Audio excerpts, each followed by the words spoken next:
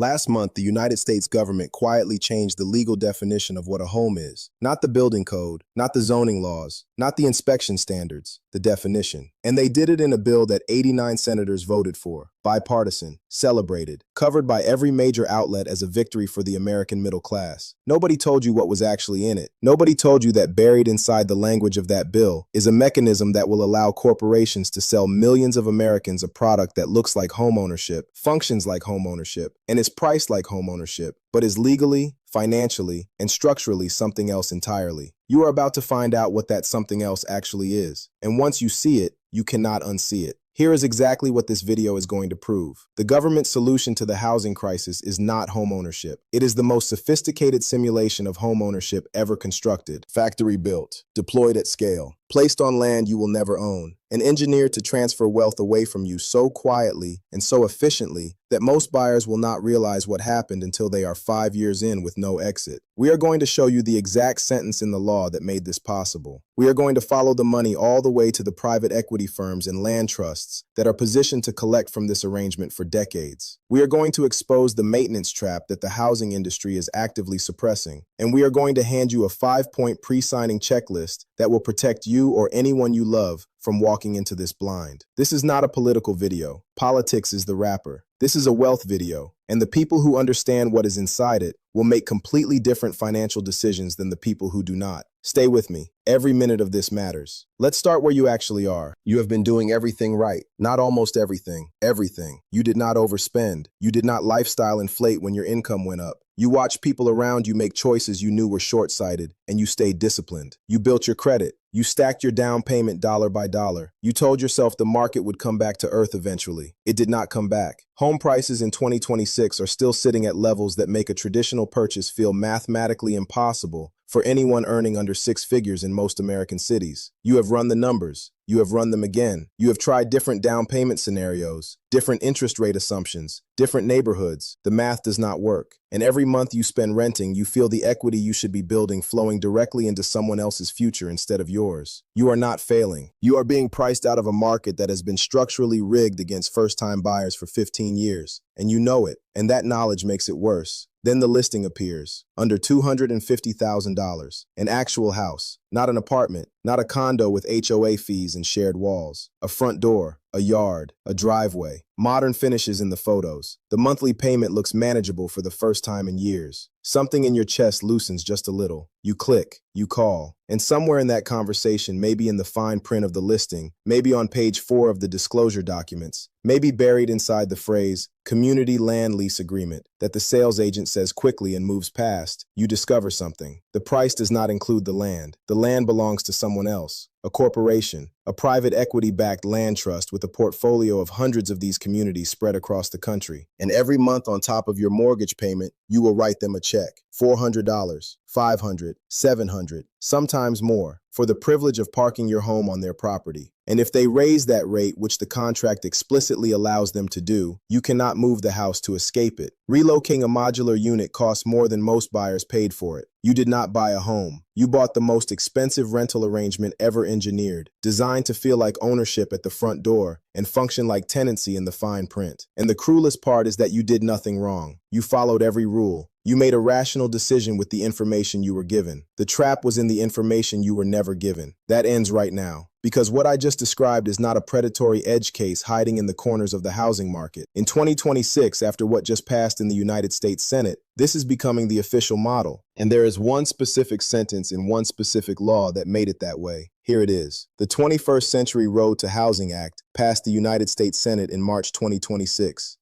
89 votes. The kind of bipartisan support that only happens when both parties agree that something needs to happen, and neither party wants to explain the details to the public. The headline was simple. America has a housing shortage. This bill creates more supply. Affordability improves. Everyone wins. The sentence that nobody read aloud was this. The act expanded the federal definition of manufactured housing to include modular and prefabricated units not built on a permanent steel chassis. Pause on that. They did not change the product. They did not raise the construction standards. They did not add consumer protections for buyers of these units. They changed the definition. They changed what the word home legally means in America. And that single definitional move unlocked a cascade of consequences that will reshape the housing market for the next 20 years. Here is the mechanism. By reclassifying factory-built modular units as official housing supply, the act gave developers the legal authority to place them in opportunity zones and on federal lands under what is called by right development status. By right means no local approval required, no community review board, no neighborhood zoning process, no property value impact assessment. The community standards that traditional home builders have always had to navigate, the ones that historically protected the value of every home in a given area, are bypassed entirely.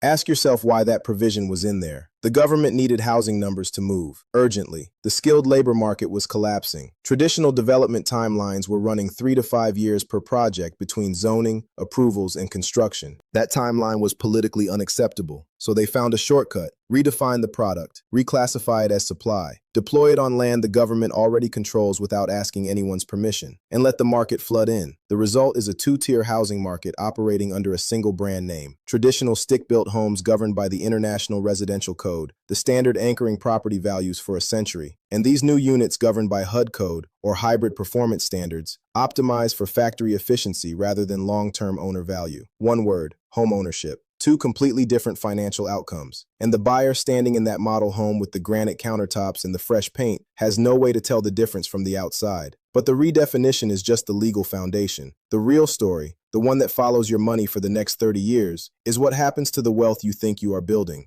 Because the appreciation math on these units is not what anyone in the industry is telling you, and it starts with understanding the one thing that has always made homeownership work. Ask any financial advisor, any real estate agent, any parent who ever told you to buy instead of rent. Ask them why homeownership builds wealth. Every single one of them will give you the same answer: appreciation. Your home goes up in value over time. You build equity, you leverage it, you refinance into better terms, you pass the asset down. That is the entire argument. That is the foundation of the American homeownership thesis that has been sold to every generation since World War II. But that thesis has a load-bearing wall that nobody talks about. The appreciation does not come from the structure. It never did. The structure depreciates. Materials degrade, systems wear out, styles become dated. The structure is a liability dressed up as an asset. The appreciation comes from the land, specifically from the scarcity of a location that cannot be replicated or manufactured. Land in a growing city, land near jobs, near schools, near infrastructure. That land is finite. Demand for it compounds over time, and the structure sitting on top of it gets pulled upward by the value of what it sits on. For 100 years, owning the structure meant owning the land. You got both in one transaction. That is what made the math work. The land lease model performs a surgical separation. It sells you the depreciating half and retains the appreciating half. You get the structure, the asset that loses value every year it ages. The land trust keeps the land, the asset that gains value every year you make your payment. And here is the part where you need to follow the money all the way to the end. The land trust model is not a local landlord collecting modest lot rents on a few dozen properties. In 2026, this industry is institutional. Private equity firms have spent the last decade quietly acquiring manufactured housing communities across the country at scale. Some of the largest alternative asset managers in the world have significant positions in this sector. They identified exactly what we are talking about right now, that the land beneath these communities is the appreciating asset, and they moved on it years before the ROAD Act made it the government's official housing policy. What the ROAD Act did was not create this industry, it turbocharged it. It gave these firms a government-endorsed pipeline of new buyers, desperate, credit-approved, locked out of the traditional market, flowing directly into communities built on land the firms already own. The lot rent you pay every month does not disappear. It flows upward through a capital structure designed by people who understood this math long before you were ever handed a key. You are not a homeowner in this arrangement. You are a revenue stream, a predictable, contractually obligated, geographically immobile revenue stream attached to an appreciating land asset that someone else owns. That is not an accident. That is a business model. And the ROAD Act just made it federal housing policy. Now I need you to stay with me for the next section, because what I just showed you is the financial trap. What I am about to show you is the physical trap. And for millions of buyers, the physical trap is the one that makes escape impossible. This is the section that the housing industry does not want to exist. Not the finance channels, not the real estate industry publications, not the mainstream outlets that ran the ROAD Act as a feel-good affordability story. Nobody is covering what happens inside these homes 3, 4, 5 years after the sale. So let's go there. Modular and manufactured homes in 2026 are increasingly built with non-standard dimensions: doors, windows, kitchen cabinets, interior wall configurations. The width of a door frame, the height of a cabinet opening, the dimensions of a window rough out. In a traditional stick-built home, these measurements conform to universal standards that have been consistent across the industry for decades. Any contractor in America can source parts. Any homeowner can walk into any home improvement store and find what they need. In a HUD code manufactured unit, these dimensions are frequently proprietary, sized to the specific manufacturer's factory specifications, optimized for production efficiency. It is cheaper to run one non-standard dimension through a factory line repeatedly than to accommodate universal measurements. The savings land in the purchase price, fractionally, just enough to make the unit look competitive. The cost of that decision lands in your pocket years later when you need a repair. Here is what that moment actually looks like. You go to the home improvement store. You measure the door that needs replacing. You find the closest standard size. You order it. It arrives. It does not fit. The rough opening in your HUD code frame is a non-standard dimension that no major retailer stocks. You call the manufacturer. They refer you to their authorized parts distributor. The same door, functionally identical to the one you could have bought off the shelf for a few $100s, costs 2 to 3 times more through the proprietary channel. Because the distributor knows what you have just discovered, you have no other option, and they price for that knowledge. That is the parts lock,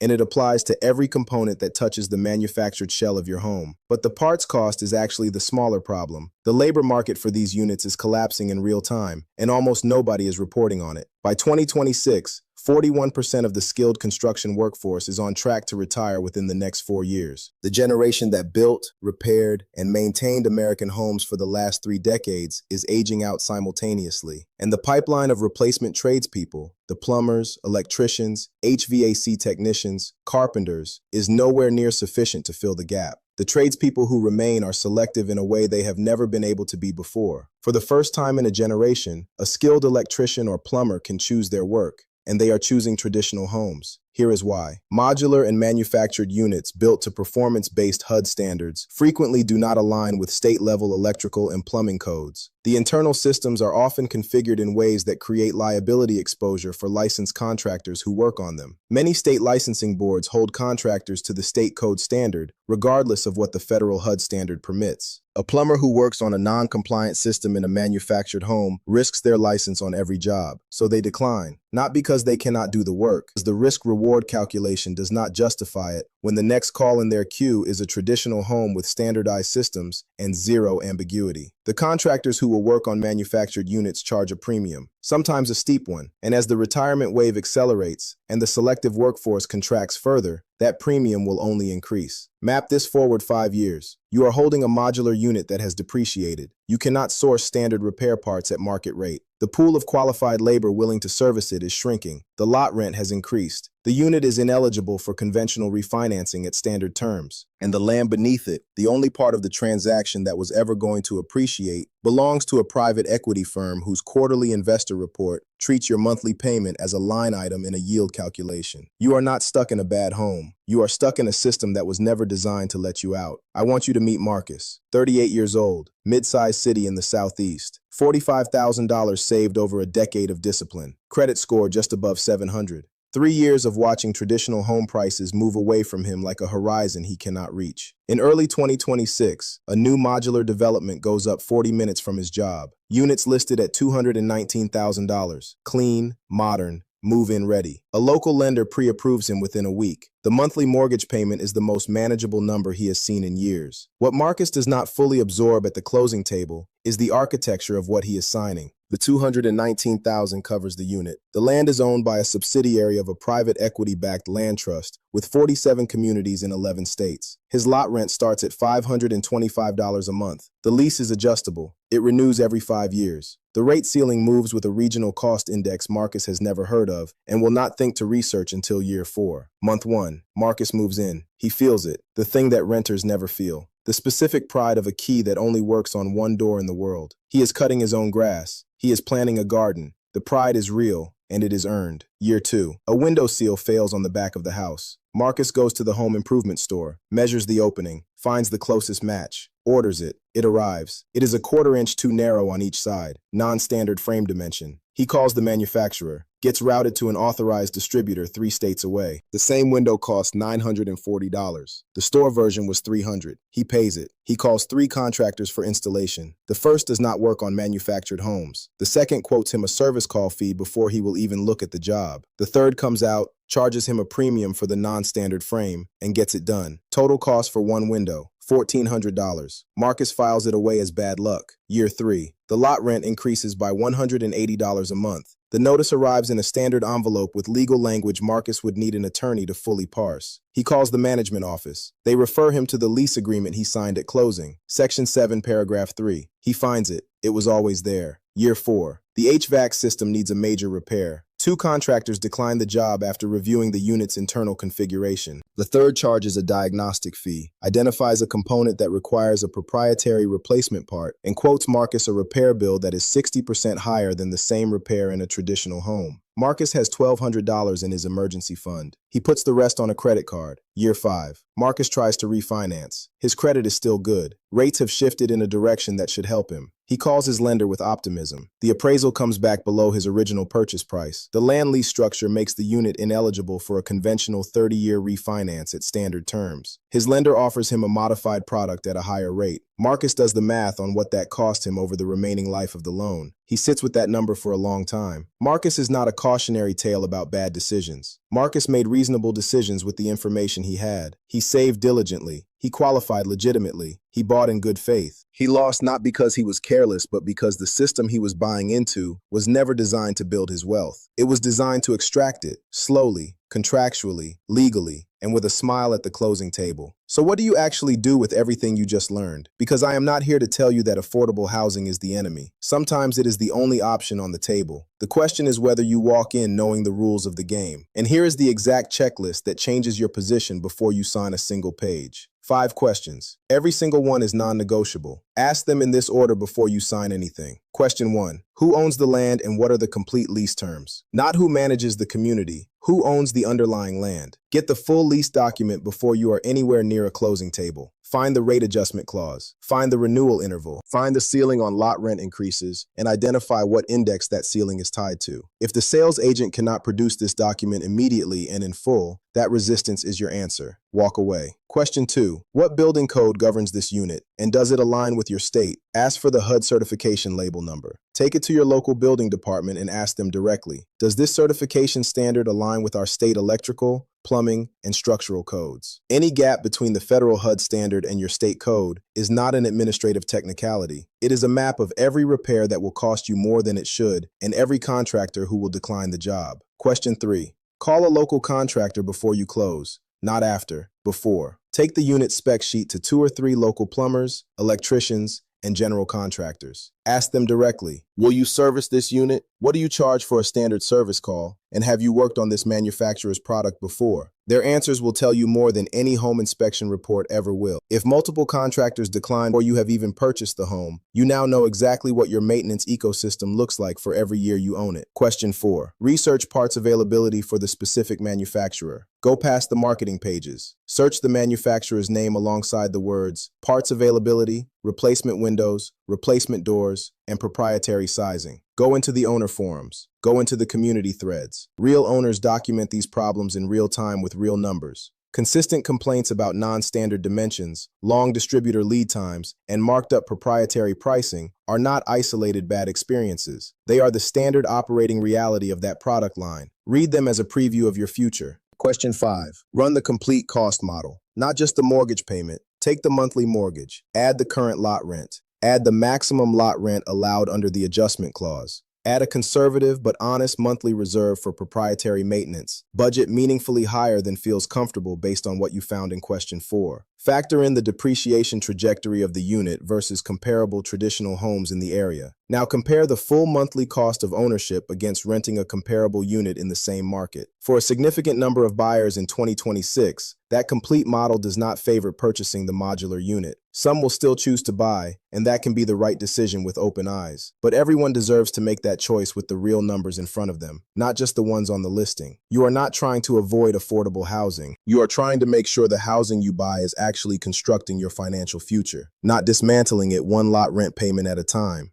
And I need you to hear this last part. The dream was never complicated. Work hard, save money, buy a home, build something real, pass it down to the people who come after you. That dream is not dead in 2026, but the path to it has been rerouted without announcement. And the new path, the one being paved by this legislation, by institutional land trusts, by factory-built housing deployed at scale on ground that will never belong to the people living on it, leads somewhere that looks like the dream from the curb and functions like a transfer of wealth in the fine print. The people who built this system are not cartoonish villains. They are rational actors responding to real pressures. The housing shortage is genuine. The labor shortage is real. The political pressure to show supply numbers moving was enormous. But every decision they made in solving their problem moved the risk and the cost onto the buyer. The government caps its exposure. The developer exits at closing. The land trust collects forever. And the buyer, the one who did everything right, who saved and qualified and signed in good faith, is left holding the half of the transaction that was always going to lose value. That asymmetry is not accidental. It is the architecture, and it will keep working exactly as designed on every buyer who walks in without knowing what you now know. Here is what changes today. You watched this video. You asked the question before most people knew there was a question to ask. You now know the difference between a home and a simulation of a home. You know who owns the land. You know what the parts lot costs.